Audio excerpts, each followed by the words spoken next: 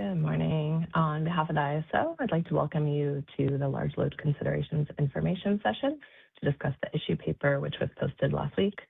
My name is Elena Kabulov-Alford, representing ISO Stakeholder Affairs, and I'll be helping facilitate the web conference today.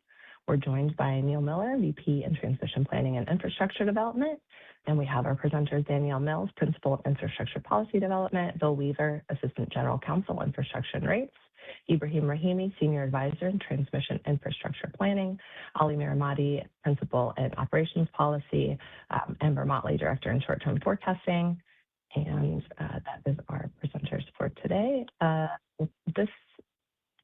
did want to say where this information, including the paper and this presentation, are posted. They are available on the calendar event from the calendar in the meeting for today, and they're also on the large load page. You can get to that page by going to CAISO.com, navigating to the generation transmission header at the top, and then selecting load, and it'll be the first category on that page. Some housekeeping reminders to go through. The reminder that this call is being recorded for informational convenience purposes, and it will get posted on our website in a few days, and any related transcription should not be reprinted without our permission. The meeting is structured to stimulate dialogue and engage different perspectives, but please engage in a respectful and professional manner, as always. And please keep your comments brief, just to avoid repeating what's already been said, so we can give everyone an opportunity to participate. And if you need closed captioning or the transparency viewer, they're located at the bottom of your WebEx screen. To raise your hand if you connected through the WebEx, there's a raise hand button at the bottom, and a reminder to say your name and affiliation, and just give it a couple seconds before you speak when you get unmuted. If you connected outside of the WebEx, you can press *3. That'll get you into the question queue, and you can send a chat question or comment to all panelists, and we will address it through the verbally or through the chat. And if you need technical assistance, you can reach out to our event producer. Today's event producer is Stacy.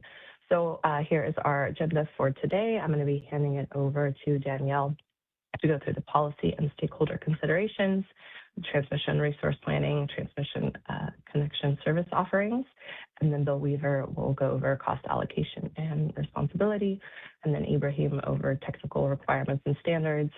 Ali will talk through the operational requirements, and then Amber Motley or Anya Gilbert will go over the related issues, and then we will close up with next steps, and we will take questions throughout. So here I'm going to hand it over to Danielle. Thanks, Elena. Good morning, everyone. Thanks for joining. So we wanted to take an opportunity to put an informational document out to stakeholders because we're getting a lot of questions about how the ISO manages large loads and plans for large loads on the ISO system. We also, thought it would be useful to kind of better define roles and responsibilities of how large loads are managed in California more broadly and generally. And so this is just sort of an opportunity for all of you to take a look at what we've already put out there and ask any questions that you might have, as this issue is an issue with a lot of attention and some urgency behind it across the country, but also an issue that has a lot of nuance from region to region about how it's treated and dealt with. So bottom line, we are seeing that large loads are increasing. And when we talk about large loads at the ISO, we're talking about any large loads, but with a particular focus on data centers right now, just because that is such an area of interest right now. We're also talking, however, about electrical vehicle charging and electrification of both agricultural and industrial processes as well. There are other types of large loads, electrolyzers and desalinization and things like that too. So we are speaking generally about the treatment of large loads in this paper and this information session. But again, understand that the conversation may veer toward data centers, which do present some interesting questions and reliability considerations. So currently, just to lay the land, we're studying about 4.5 gigawatts of data centers in our current 2025-26 transmission planning process. The Energy Commission also just completed their 2025 Integrated Energy Resource Policy Report, IPER, where they established a new forecast in 2025 to see data center load in the ISO balancing area increase by 1.8 gigawatts by 2030 and 4.9 gigawatts by 2040. So this will be the planning standard going forward in future transmission plans. And utilities, we're hearing, are receiving an increasing number of large load interconnection and service applications that may extend beyond those numbers included in the Integrated Energy Policy Report. So we are considering just the growth in this sector and the suite of potential resources that we may have to accommodate. Next slide, please.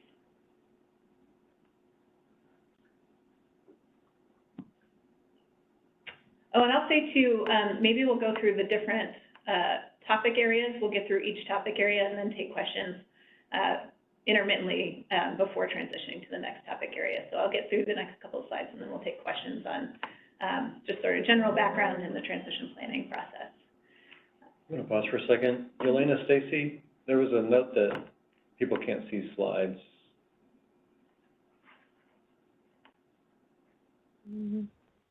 I don't. That looks like something that can be toggled per person, I think. I think you're able to shift stuff around. I think everyone individually can do that. Let me see. I think we're getting, yep, other folks are saying they're seeing the slides. So I think if you're somebody that can't see it, you can move it around. There's a few little toggles to be able to shift your layout.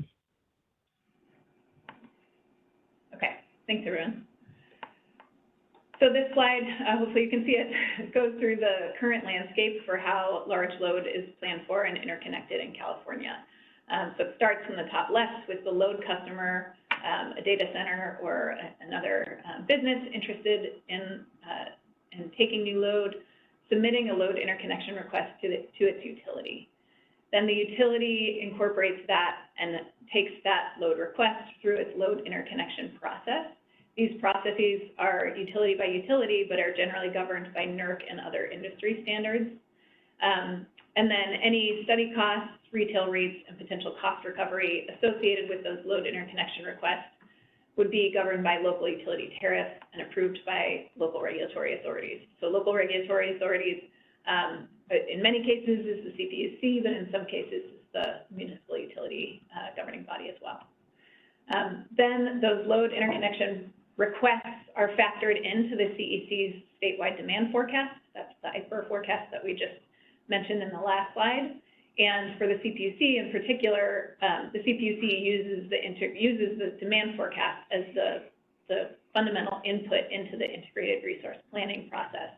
We also look at local regulatory authorities' integrated resource plans and the CPUC's integrated resource plan when we develop the transmission planning process. So these load interconnection requests are sort of inherently included in our transmission planning at the ISO, and that then cues into the interconnection process, the resource interconnection process that we have here at the ISO as well.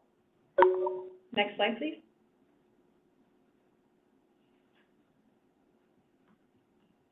I'm not seeing the slide advance. Can we go to slide 7?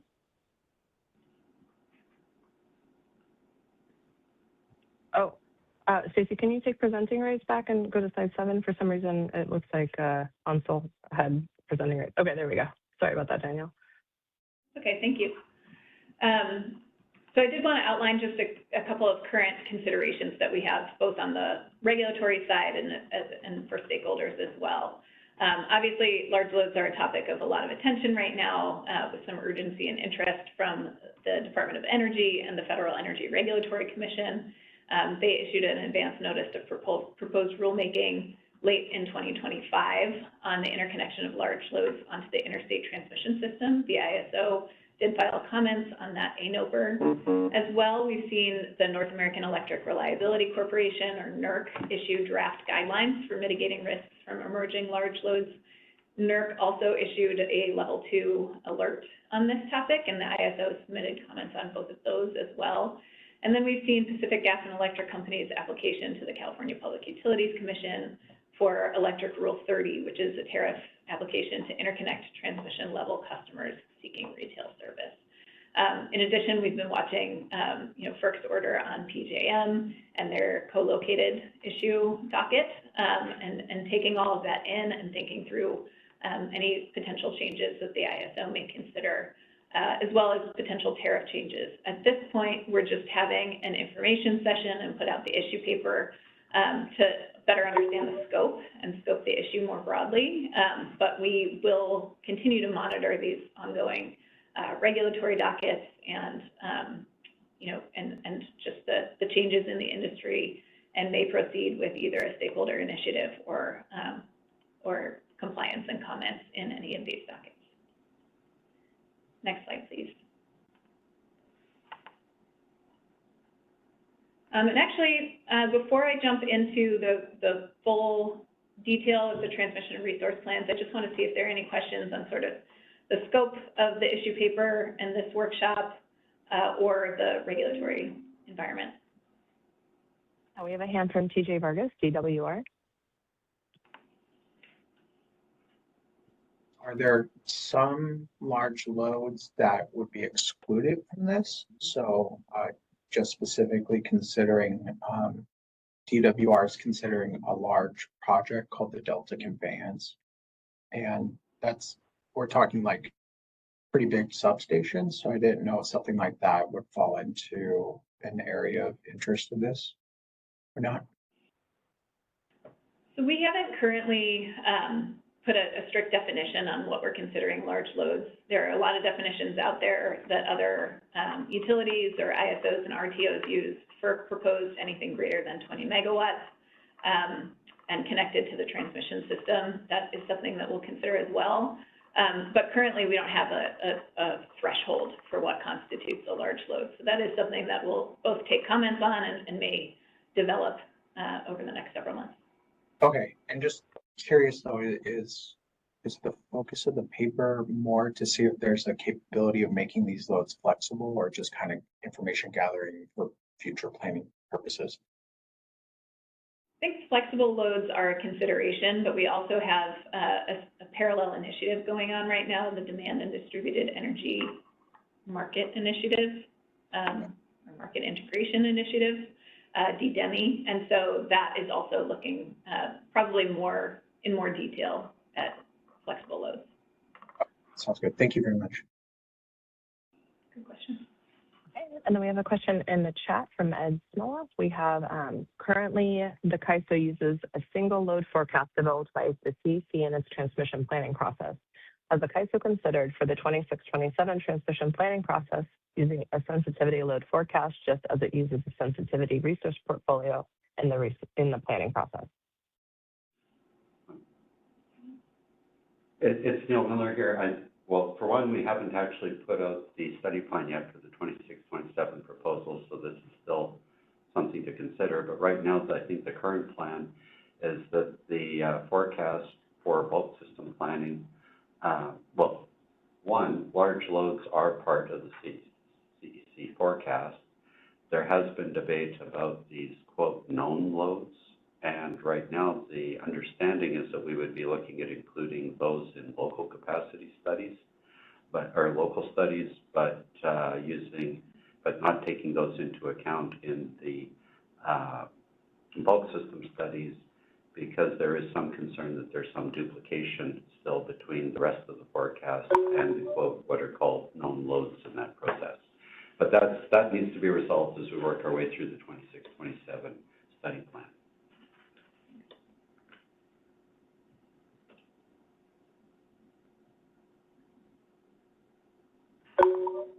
Okay. Thank you. Thank you. That's all the hands and questions we have at this time, Danielle. Okay, great, thanks. I'll move forward then to go into a little bit more detail about transmission and resource planning. A lot of this is probably familiar for all of you, but a 2022 Memorandum of Understanding among the CPUC, CEC, and ISO established roles in resource planning, transmission planning, and resource interconnection. And so essentially this is the process that I just walked through on the previous, a couple slides ago, where the CEC completes the demand forecast, which incorporates the large loads that have been mapped to substation locations used in the ISO transmission studies. So the CEC looks at those load interconnection requests from the utilities and incorporates those into the demand forecast, which we then look at in our transmission studies. Then the CPUC provides resource planning to the ISO based on the CEC's demand forecast. So that looks at the resource supply side, and the ISO receives resource planning information from publicly owned utilities as well, and then the resource plans then inform our transmission planning processes and help identify zones for priority generation resource interconnection. Next slide, please. So this is just a graphical description of the process defined in the MOU, where again, the CEC's demand forecast is a critical input that informs the integrated resource planning by the CPUC and local regulatory areas, which goes into the transmission planning process, then is used as sort of a signal to load-serving entities about where to procure resources and which resource areas will be prioritized for interconnection. Next slide, please. So this process has set us up well to date to accommodate these new large loads. We do have data centers on our system currently that we are serving and have been able to plan for and serve. As well, this process has led to the onboarding of roughly 31 gigawatts of efficient new power plants that have come online since 2020 to serve ISO load. Over 6 gigawatts of new nameplate capacity to serve the ISO came online in both 2024 and 2025, so we're over 12 gigawatts just in the last 2 years. As I mentioned, we're currently studying 4.5 gigawatts of data centers in this current transmission planning process, and there have been instances where we've approved transmission projects, particularly in the San Jose region, to serve increasing data center load, and our process has actually adjusted and modified those projects to make sure that we're positioned to not only serve those loads, but to accommodate additional resource expansion in those areas as well. Next slide, please.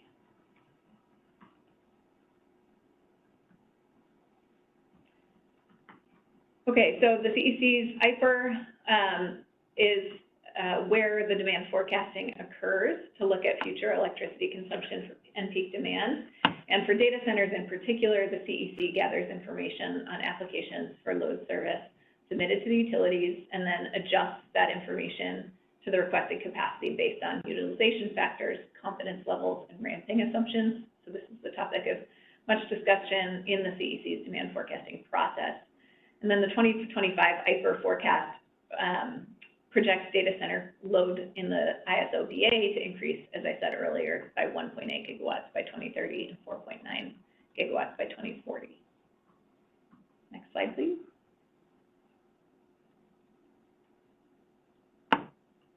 So new large load interconnection requests that come in after development of the demand forecast and the CPUC portfolios can be accommodated in our transmission planning process.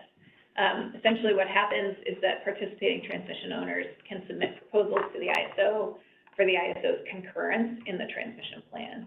And when doing this, we consider the transmission component of the load interconnection. So our planners review and provide concurrence that the load interconnection and potential network upgrades to interconnect the load meet the transmission reliability requirements and are consistent with long-term transmission plans in the area. Next slide, please.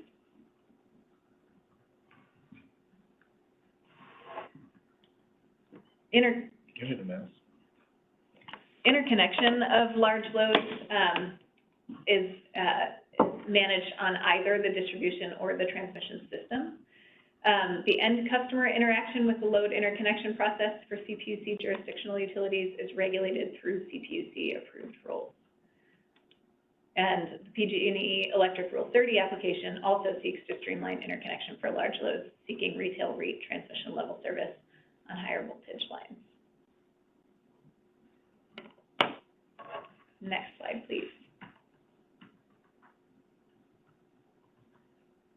Okay, co-located resources are resources with both a large load and a generation component. These large loads are subject to FERC jurisdiction and are studied in separate interconnection processes. So the load interconnection process is studied, as I mentioned, through the transmission owner or the utilities process, whereas the generator interconnection is studied through the ISO's resource interconnection process. So just want to emphasize that right now there are two separate pathways that do ultimately converge, but two separate pathways for the studying of loads and generation. Next slide, please. Okay, so another thing that we looked at, and this is kind of the next topic, is different types of transmission service offerings. Generally, transmission service for load on the ISO-controlled grid is considered firm. We are talking about offering customized service to large loads because it may create benefits in terms of faster interconnection while the load waits for system reinforcements to be built. So this is the speed to power component. And then it may also reduce costs of infrastructure expansion on a longer term basis. So if a load is able to take intermittent service or is willing to be curtailed, it may benefit by both speeding the interconnection process and potentially reducing costs. Additional service offerings would also need to be incorporated into our operations and planning activities, and of course they would need to align with any NERC requirements. Next slide, please. Okay, maybe we'll stop there and take questions before handing things over to Bill, if there are any questions. Thanks, Danielle. There are no hands in the queue. Oh, we have a hand from TJ Vargas, DWR. Go ahead. Sorry, this might be a little bit of a dumb question, but just wondering on that transmission service offering, is that already an existing process, or is that like a proposed new process that might come out of this process? It's something that could be contemplated in a FERC docket, and something that we are discussing, and more kind of in a customized manner. But we may consider offering established types of different service offerings. Okay, thank you. So right now there's no current proposal.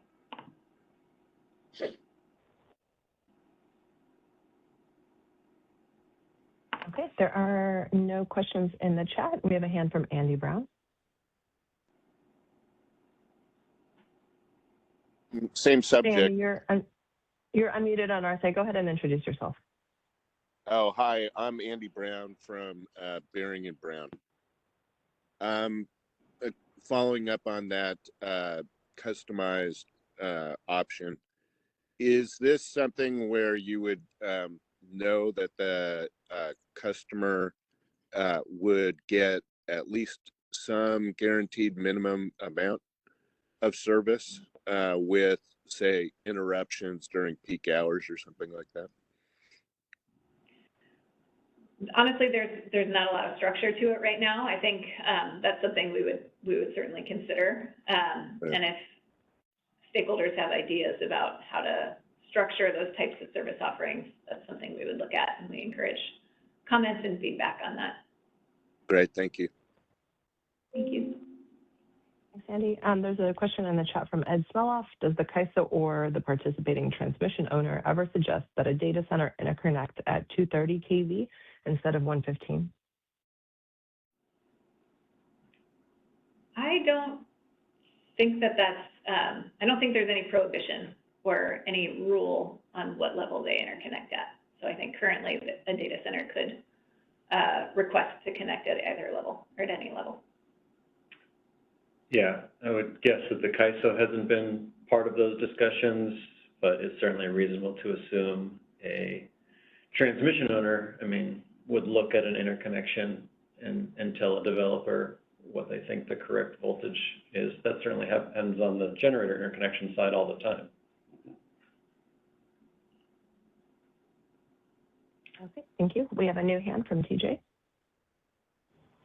Sorry for so many questions, but if there's already large interconnected loads, could they reprocess their interconnection through a new offering like this, or would this be strictly for only new loads moving forward? there is no this, right? There's no I guess proposal. Is that within the scope of the thought of it, right? Because, you know, one might think, hey, the transmission system's already planned out well for existing loads. Why would we possibly need to go back and reevaluate that? It's kind of the thought. Yeah, I think it's a good question. I think it's something that I would encourage you to put in comments or pose as a question to the ISO, so that as we think through what the service offerings might be, we can consider whether there's any openness to existing loads using it. Okay, thank you. Certainly the FERC DOE ANOPR considers, you know, existing generation switching to support an existing load. So it's likely that'll end up being in scope.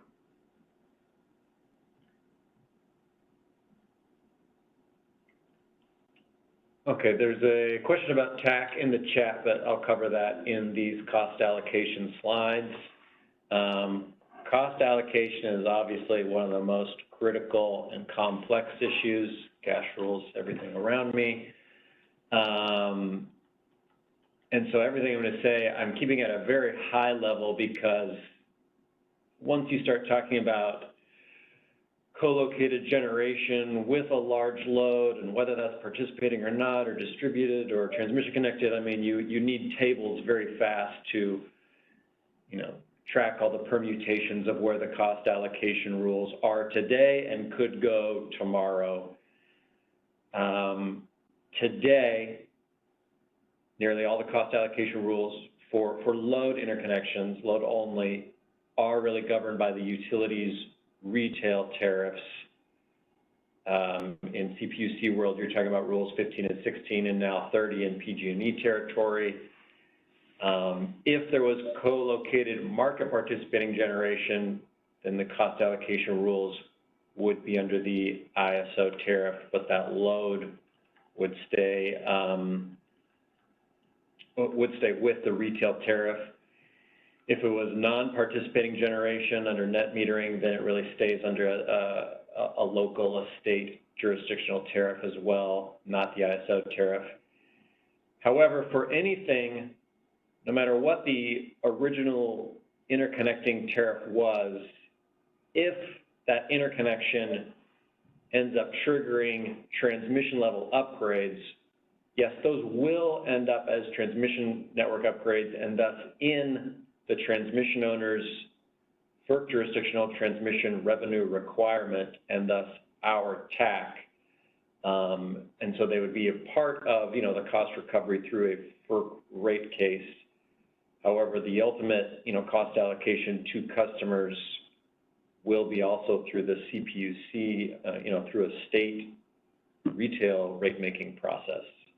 So again, it gets complex fast. We start hopping jurisdictions and rates very quickly. If we go to the next slide.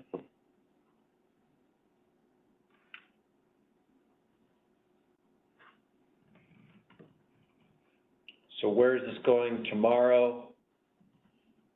That remains to be seen. Certainly the DOE FERC ANOPR has this under consideration. And we saw just yesterday back and forth between FERC and Congress on the potential impact of large load interconnections on retail rate customers and retail rates.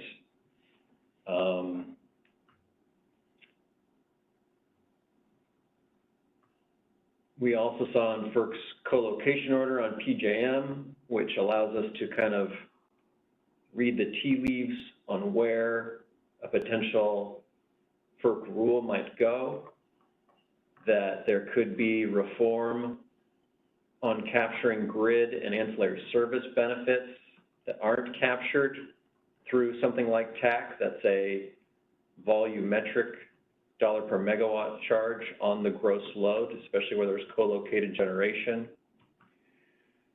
So it's complex now, and it's going to get more complex in the future. And you know, based on what we're seeing with FERC and where that's going. But I think ultimately we all share the same goals of keeping costs low, keeping costs allocated, with the benefits and commensurate with the benefits, and that won't change. But where these rules might end up tariff-wise, could be subject to change pretty quickly here.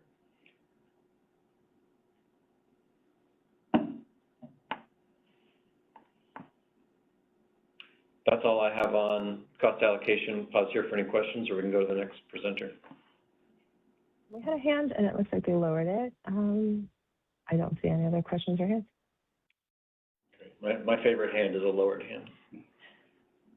All right, thanks. Thanks, Bill. Stacey, we can go to the next slide. Good morning, everyone. My name is Ibrahim Rahimi, and I will be covering the technical requirements standard, a couple of the slides.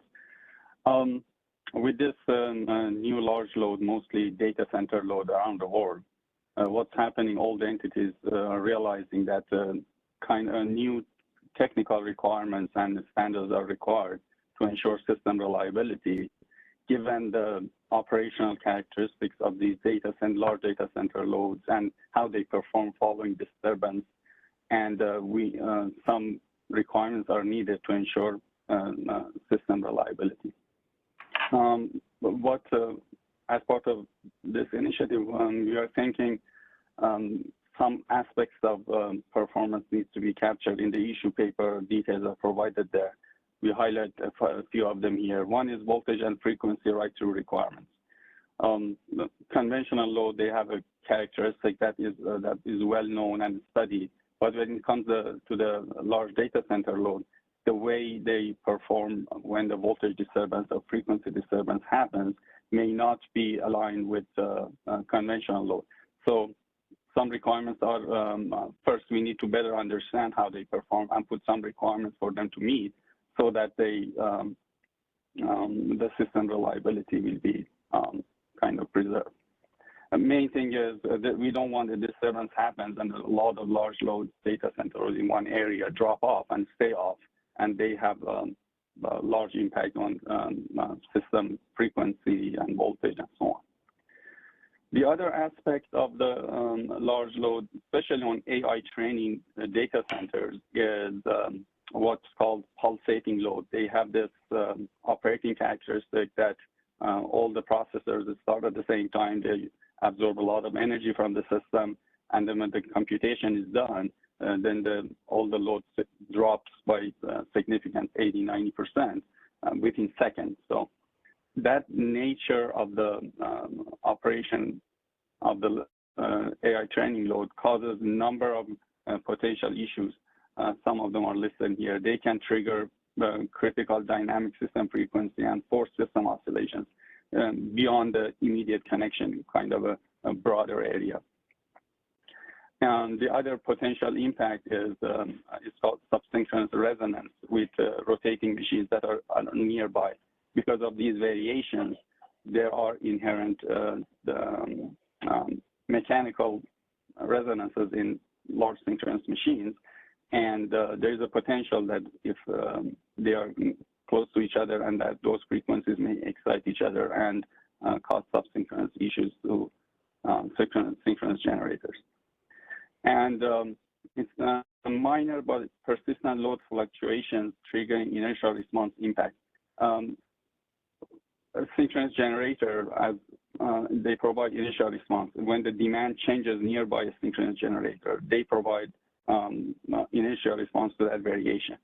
And the mechanical design of a generator can handle a certain level of that. So if the magnitude of those variation and how frequently they happen goes beyond a certain level, it may have mechanical kind of fatigue on the generation. So that needs to be analyzed and studied and put some limit around it. Power quality, even with the load today, that is being considered on harmonics, voltage variation, and so forth.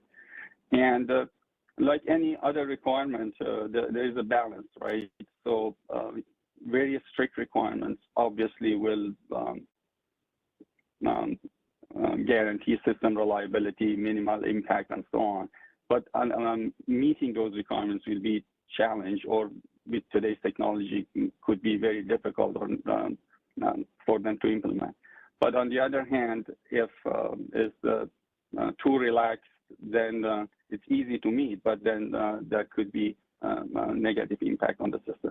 That's the balance is every entity who is integrating this large data center loads specifically, they are thinking about how to find a balance to move forward. And the last bullet here is system study and system planning is all with models, right? So, and data. We need to get accurate data as much as we can from these large data center loads operationally and so on, and come up with models that we can duplicate or reflect their performance in our studies. Come up with the study methodologies could be specific to these large loads and those models. And also, when we develop technical requirements, we need to ensure that a new interconnection customer comes to the, interconnect to the system, how we can ensure that they will meet all those technical requirements. The compliance assessment is in that regard to assess the performance during studies and identify potential negative impacts and mitigate them and test those mitigation and so on. Next slide, please. To achieve what I mentioned in previous slide, an informal group was formed between CAISO and PTOs that are developing coordinated set of technical requirements that they have large load customers connected to the system. We formed a group called Large Load Technical Requirement Working Group. And what the intent is, we come up with a draft of technical requirements and for interconnection of large load. What and many people on this call and beyond are doing is we are following the existing technical requirements development around the different entities in US and beyond, like ERCOT, those who follow closely, they have some technical requirements, Dominion Energy, ATC, Southern Company, and others. And also, there are some California utilities, they have some requirements. So the intent is to review all of them and kind of follow those processes to ensure we are familiar with the latest development in the area. However, not all of them are the same. So every entity, based on the characteristics and features of their own system, they tweak and update and emphasize different aspects of these technical requirements. So for CAISO and California, we want to make sure that we capture the what potential impact will be to the CAISO system, given the size of the system, size of the CAISO systems, and broader WEC interconnection, and the location of these connections and so on, and perform some parametric studies as we vary voltage right through, frequency right through, those pulsating limits and so on. As we vary those, what would be the impact to the system so that we can find the balance that I mentioned earlier between preserving system reliability and allowing these interconnections to connect as soon as possible. And that those studies will determine eventually that do we need some CAISO specific requirements, or we can adopt some of the technical requirements that are widely used in the industry. As we develop these requirements at this point, the idea is just make sure from technical standpoints, they are robust and they ensure reliability.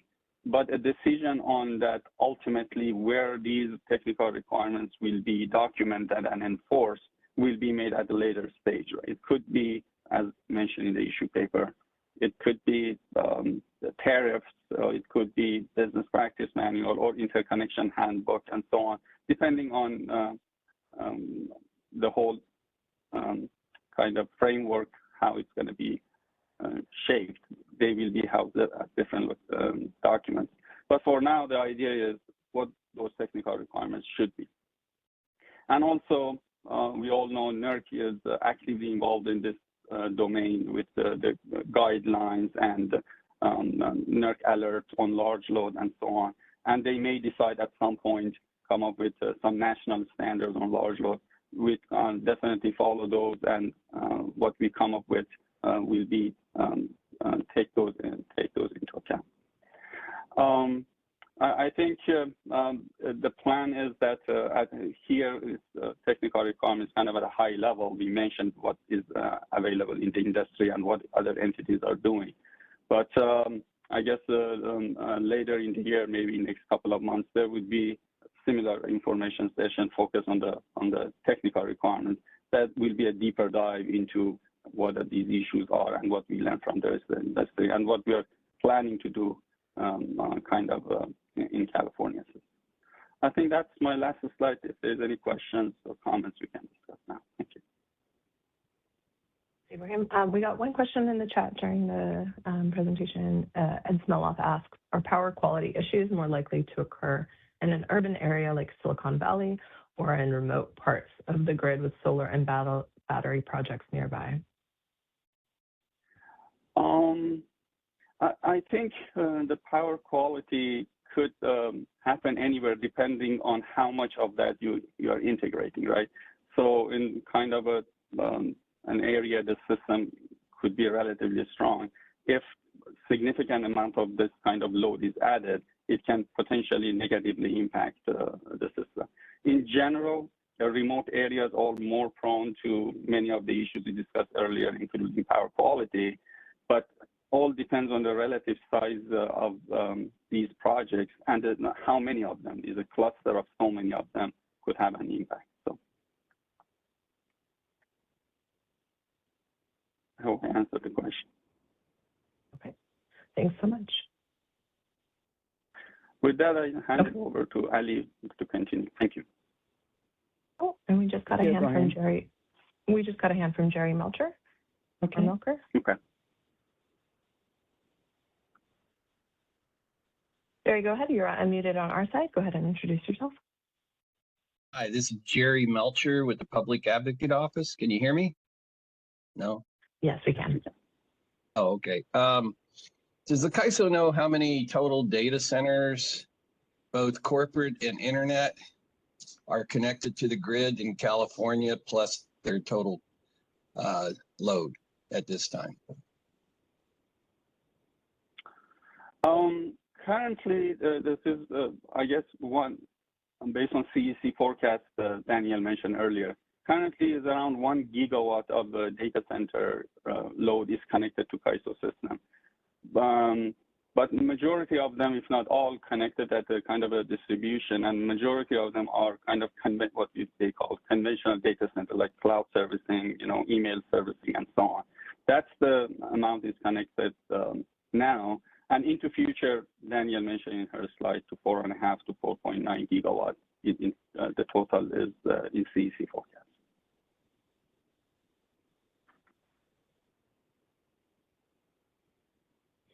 Stacey, I think can we bring Jerry back? I think he may have down. Okay, or maybe his question got answered. Okay, all right. That was all the hands we had. Back to you, Ali. Yeah. Good morning. Thank you, Ibrahim. Can we go to the next slide, please? I'm going to be covering the operational requirements. There's just one slide here today regarding the real-time operational issues that we want to kind of make sure it's in the forefront. CAISO, as a balancing authority, has the responsibility of balancing the system in real time.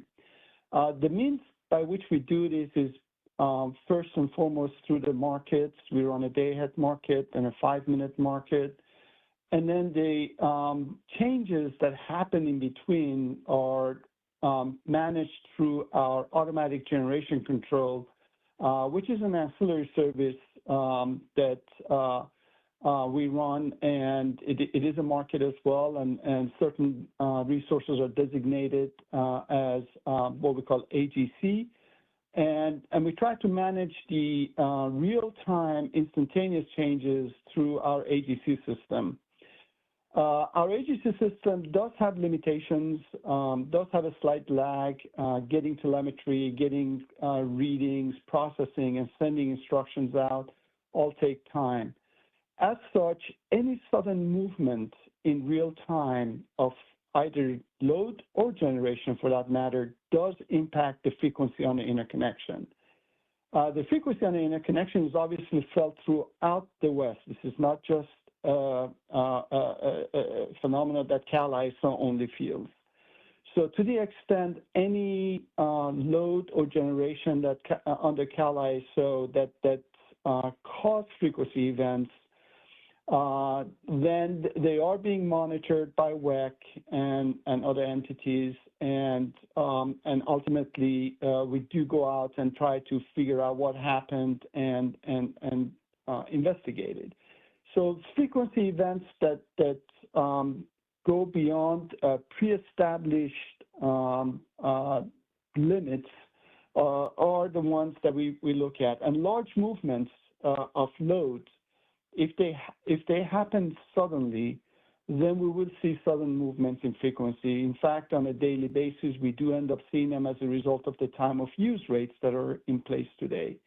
And those are just currently being looked at by WEC and NERC to see what it is that we can do about those. So to the extent there are large loads interconnecting within Cal ISO BA, one of the requirements that we will have in real time is to make sure that these loads coming on and going off are ramping in or ramping out and not having sudden movements where our AGC system will be unable to pick them up and they directly then impact frequency. So ramping really is one of those critical requirements for real-time operations. The other requirement that we want to talk about is the fact that some of the large loads, if you look at the FERC ANOPR, it does allow leaving on interconnection if load is curtailable, and it may be as a condition of the interconnection that the load will be curtailable. Then the question becomes, well, how does real-time operation, how are we able to call on that load for if there's a need for curtailment? And in order for us to be able to do that, we need certain things, and that's telemetry, planned operating schedule, and outage notification if the load is going to be operating at, let's say, 50% of its typical because of certain limitations on site, then a notification in advance would be required, kind of like what we call outage notification. And then the ability to be able to call someone 24/7 and have that load curtailed is really important and critical. And again, if you are going to be curtailing anyone, it has to be an acceptable ramp rate by which that load either comes down or comes back up. Now, if the load is participating in our markets, all of these rules are already established, and market participants are quite aware of the requirements for either outage notification or telemetry or having a 24/7 curtailable capability. And the ramp rates are also defined in our BPM or tariff. But if the load is a non-participating load, then Cal ISO will have limited visibility. Those loads are being scheduled by the utilities, and currently we will have very limited visibility to such loads. And the requirements as to what might be as we go forward, the required visibility or required coordination with the utility is something that we're going to be developing as well for non-participating loads. So that's the extent of the content of this slide. I want to open it up for any questions on what we just talked about. And we have a hand from Jerry Melcher.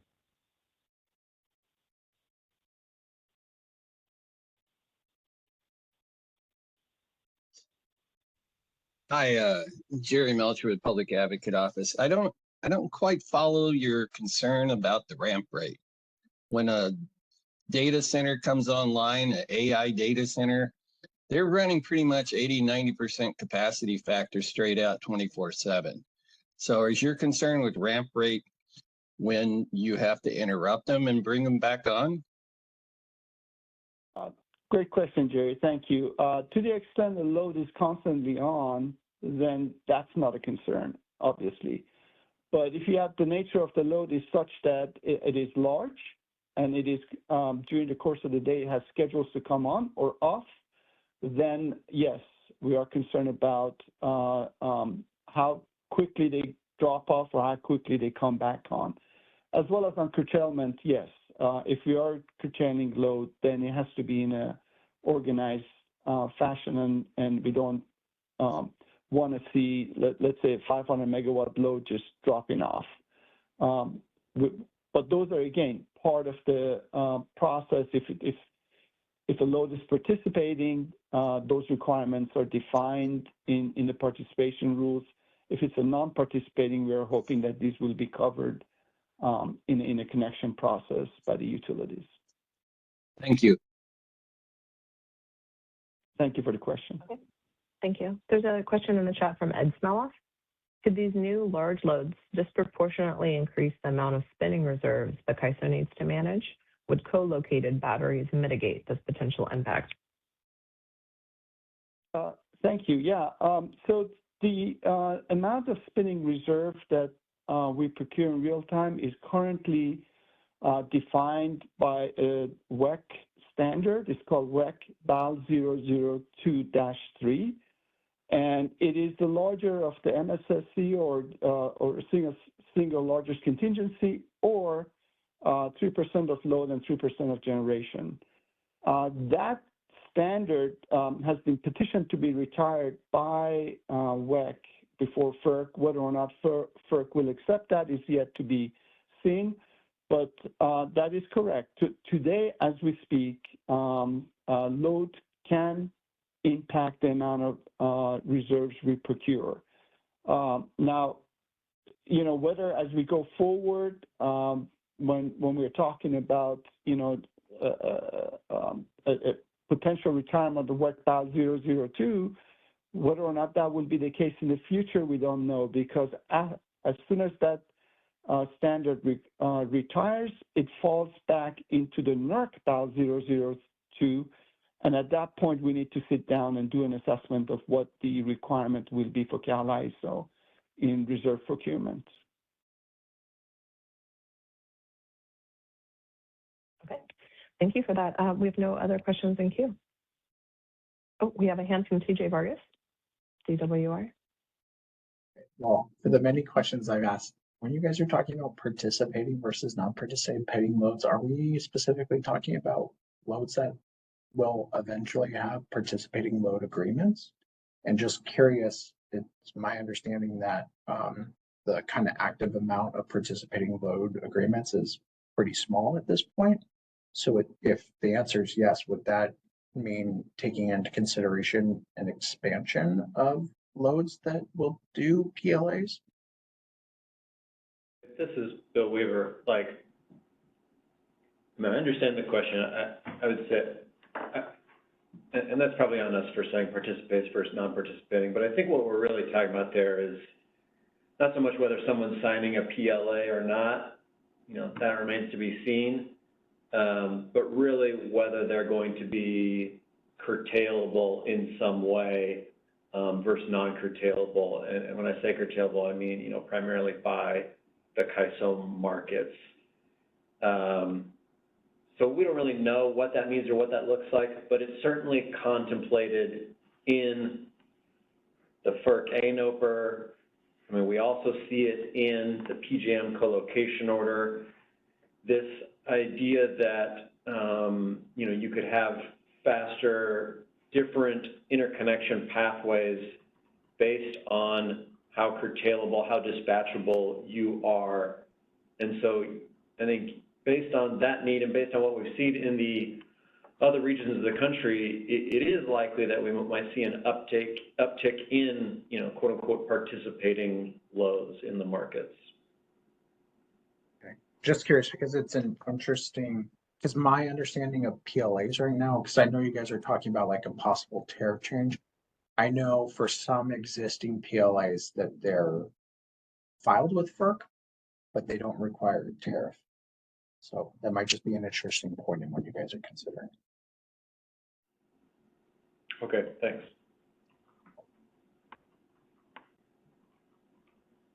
Okay, I think we have one more hand. Jerry Melcher, go ahead. Yeah, just to follow up on that last discussion, we already have participating load demand response. And that's well used by DWR. I don't know if anybody else uses it, but it's already in the tariff. Am I incorrect?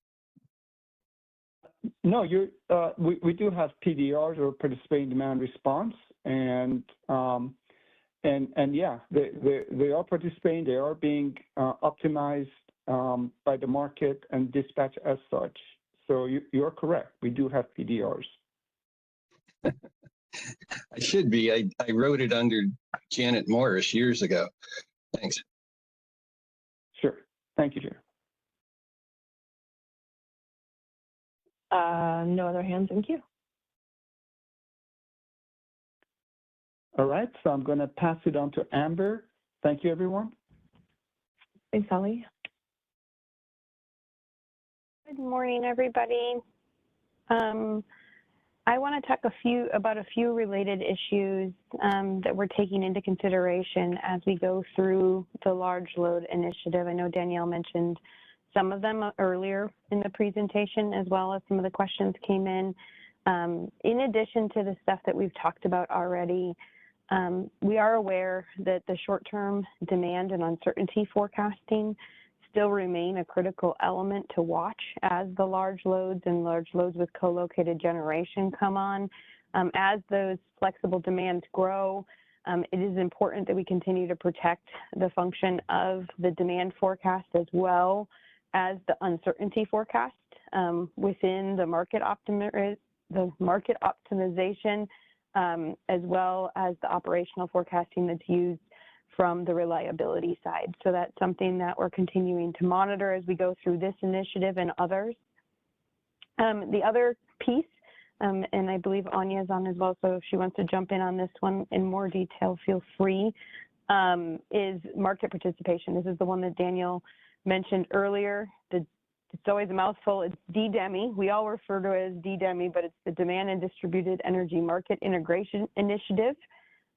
This started last year with a great effort of a workshop going into different problem statements and path forwards that will continue within 2026, really exploring if there's any market participation rules or design changes that are needed from participating large loads, or, like Jerry mentioned, the related demand response programs, whether that be PDRRs, RDRRs, or the FERC 222 program, the DERA area. Next slide. And then lastly, there is an area that we're working on as well, and it fits within the large load construct, is really strengthening the situational awareness across that transmission and distribution interface. We always refer to it as the handshake, right, from the distribution system to the transmission system. Large loads, as we know, can be developed on the distribution system or the transmission system. They may be coming in both areas of that. And that coordination framework is really looking at three main bucket areas. One is the operational coordination from the utility distribution operator through the utility transmission owner to the market operator or the BAA function. The second one is the information and the visibility that's really needed to support the coordination across it. And then lastly, similar to what we talked about in the related issue, is the short-term forecasting demand function that's there. the goal, a lot of times we get the question, and it's always in my mind too, is, well, what's the difference between the DDEMI work and the coordination framework? And the big difference between the DDEMI work and the coordination framework is the DDEMI work is really the focus on the market participating options that exist.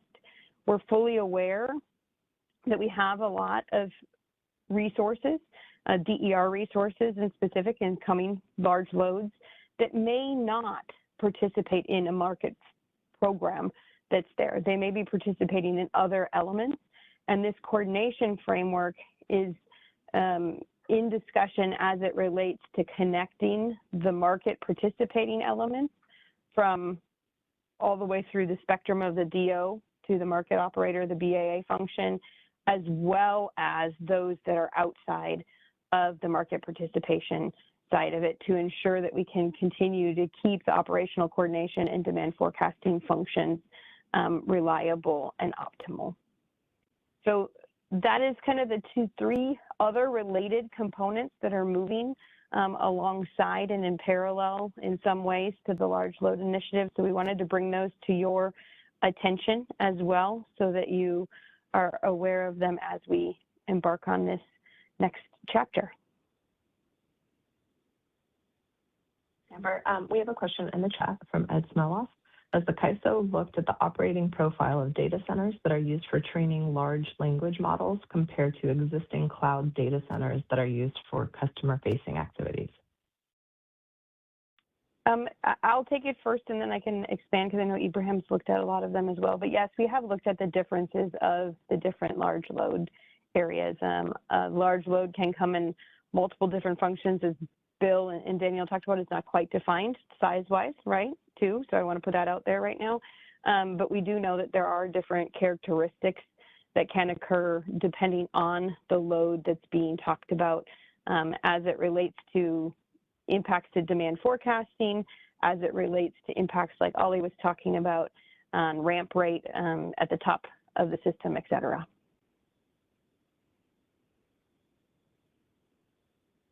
Amber, this is Ibrahim. Just to add to that, many of the on the technical requirement presentation, I mentioned about pulsating load and the potential impact it might have on the system. Many of them are related to AI training data centers that are used for large language models. So we are fully aware of that and how it's different from kind of conventional data center. And some of that is reflected in NERC guideline, and we are taking that into account definitely. Thank you. Thanks, Amber. Thank you. We have no other hands or questions in queue. All right. Well, I'll pass it back to the room then. Thank you all. Thanks so much, Amber. Can we go to the next slide? I think I'm going to hand it back to Danielle here. All right, thanks. The one thing I want to emphasize too is, we've had a lot of discussion about processes on the planning and interconnection and cost allocation side, but if there's one issue we know we need to move forward with urgency on, it's the technical standards and the operations, just to ensure continued reliability of the system. So that's something that we are moving forward with great urgency. We know that the NERC process is moving forward as well, but that is something that we'll continue to move forward with through the working group over the next several months. And as Ibrahim mentioned, we may put out another information session to focus more on those technical standards in the next few weeks. But just to highlight some additional next steps, we'll continue to discuss with state agencies and local regulatory authorities, as well as monitoring the federal regulatory environment on this. We'll continue to engage in discussions with utilities regarding these technical standards and interconnection processes and any sort of standardization that may need to occur. And we'd love to hear all of your comments on the issue paper and the information that we've conveyed during this information session. So we'll give you some information on comments in the next slide, please. And actually, before we do that, I see the one other question too. Yeah, I can read that out. So from Dendon Takeste in the chat, they ask, we're seeing load and interconnection requests approaching 2 gigawatts at a single node. At what point does the size of a single load start to affect the system's ability to withstand the 1150 megawatt and -1 generation contingency, especially considering sudden load loss, and how does CAISO assess that risk? So I don't know if we have an immediate response, but it is a substantive question that we encourage you to put in comments, and then we can think about how to respond to that. And so comments are due in 2 weeks on February 19th. If you could send that in an email to isostakeholderaffairs@caiso.com and put comments for large load meeting in the subject line, and you can send us any questions to that email there as well. And we will have the video for this posted to the calendar event, and everything that's connected to that is also in that calendar meeting event, and much of it will be on that large load page listed there as well. Next slide, please. So in an effort to help you stay engaged in what's going on at the ISO, we include these, we get the ISO slides. Let's go to the next page, and you can pull those up, and everything just gets pulled together in one slide. Next slide, please. And just our usual plug for what we have for the Energy Matters blog on the next slide, Stacey. And you can subscribe to it there at that link at the bottom. So thank you on behalf of Stakeholder Affairs to all our presenters, and thank you to Neil as well. So yeah, thanks Danielle, Bill, Ibrahim, Ali, and Amber for today's presentations. Thank you for everybody that asked questions and attended and engaged. And thank you for our event producer, Stacy, for your support. And in a few business days, this will get posted in that meeting event, so you can find it there if you want to see the video. Thanks, Stacy. You can conclude the call.